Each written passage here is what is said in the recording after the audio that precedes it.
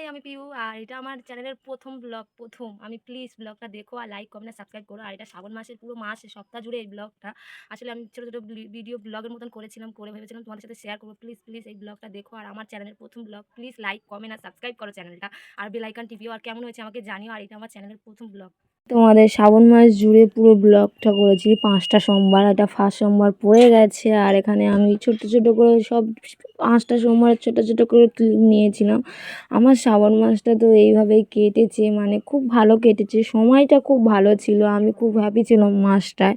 কেন কি যে ৩টে ৪টে মাস আমার মুড অনেকটা খারাপ ছিল। মানে বাবার শরীর খারাপ, এইসব নিয়ে, বোন কাজে চলে যাওয়া, এইসব নিয়ে একটু মন খারাপ হয়েছিল। কিন্তু শ্রাবণ মাসটা পড়ার পরে মনটা খুব ভালো হয়ে গেছিলো।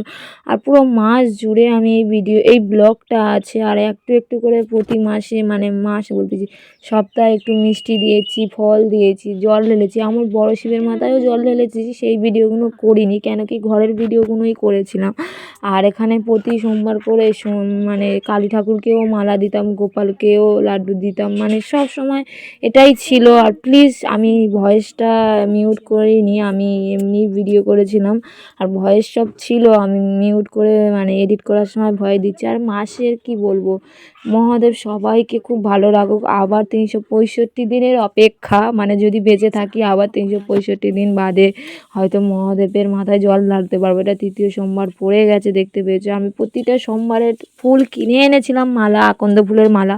তাও ফের ঘরে মালাও তৈরি করেছিলাম। মানে কালী ঠাকুর আছে, অনেক ঠাকুর আছে আমার ঘরে, মা মনসাটা থেকে শুরু করে সব আছে। আর আমি তো খুব কালী ঠাকুরের ভক্ত, তাই আমার মালা তো করতেই হবে। প্রতি সব মঙ্গলবার শনিবার করে তো প্রায় আমার মা কালীর মালা পড়ে। আর এই প্রতি সোমবার মঙ্গলবার এইভাবেই আমি সাজাতাম, আমি মানে সোমবার করে সাজাতাম। আর পুরো মাসটা আমার খুব ভালো কেটেছে। মানে কি বলবো, আমি বেস্ট এই মাসটা। কিন্তু হ্যাঁ, লাস্টের সপ্তাহে খুব বৃষ্টি হয়েছে, মুডটা একটু অফ ছিল, কিচ্ছু আনতে পারিনি, না বাজারে যেতে পেরেছি, না কিছু করতে পেরেছি।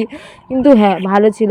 কিন্তু এই চুড়িটা, সবুজ চুড়িটার মূল্য অনেক, মানে অনেক এর মূল্য। এই চুড়িটা হয়তো হাতে পরে নেওয়া খুব সহজ, কিন্তু খোলার সময় খুব কঠিন।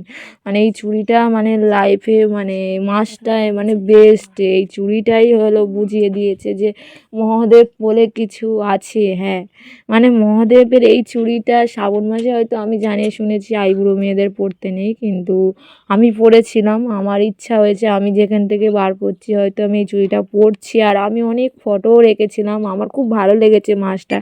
আর কিছু আপন মানুষরা মানে শত্রুর মতন ব্যবহারও করেছে, কিন্তু মহাদেব সেটা বুঝিয়ে দিয়ে গেল যে আপন সবসময় আপন হয় না, পরকে মানে আপন পরই হয়, কিন্তু বাবা মা আর বোন ছাড়া আর কেউ আপন কোনো দিন হতে পারে না। আর এই পুরো মাসটাই আমি বুঝেছি যে, মানে আমার বাবার শরীর খারাপের পর থেকে আরও বুঝেছি যে আপন বলে কেউ হয় না। আর এই মাসটা আমি খুব হ্যাপি ছিলাম, খুব খুশি ছিলাম। আর এই ব্লগটা আমি একটু একটু করে পুরো সপ্তাহ, মানে 5টা সপ্তাহ আমি একটু একটু করে ক্লিপ নিয়েছিলাম। আর কেমন হয়েছে প্লিজ ভিডিওটা দেখো, তোমরা ব্লগটা দেখো। আর লাইক, কমেন্ট আর সাবস্ক্রাইব করো আমার চ্যানেলটা। আর বেল আইকন টিপিও, যাতে আমার ভিডিও ফার্স্টে আসতে পারে। হ্যাঁ, আমি অনেক হয়তো আগে ঘন ঘন ভিডিও দিতাম, যখন বোন ছিল তখন আমি ভিডিও দিতাম, ব্লগ করতাম। এখন ব্লগটা মানে অনেক হালকা হয়ে গেছে। মাসে 3টে 4টে বা একটা হয়ে যাচ্ছে, কখনো কখনো দিইও না। তোমরা সাবস্ক্রাইব করো না চ্যানেলটা। আর ব্লগ দিয়ে কি করব, মানে চ্যানেলটা সাবস্ক্রাইব করার চাইতে আমার ইউটিউব তো আমাকে একদম সাসপেন্ড করে দেওয়ার মতন হয়ে গেছে।